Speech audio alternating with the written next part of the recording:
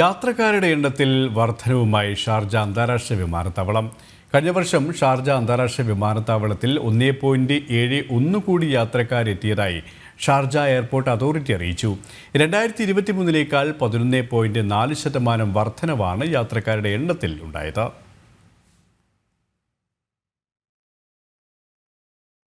വിനോദസഞ്ചാരം, വ്യാപാരം തുടങ്ങിയ മേഖലകളിൽ എമിറേറ്റ് വളർച്ച നേടുന്ന സാഹചര്യത്തിലാണ് ഷാർജ രാജ്യാന്തര വിമാനത്താവളത്തിലൂടെയുള്ള യാത്രക്കാരുടെ എണ്ണവും കൂടിയത്.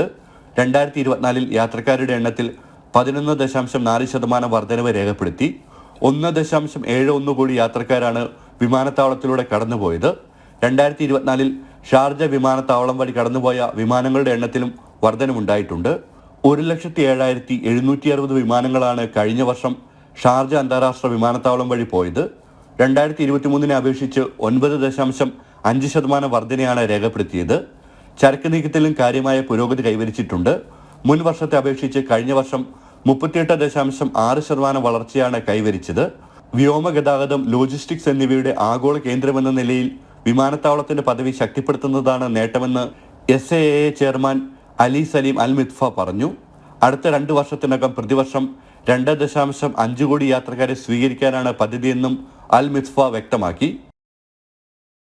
ജനം, ദുബായ്.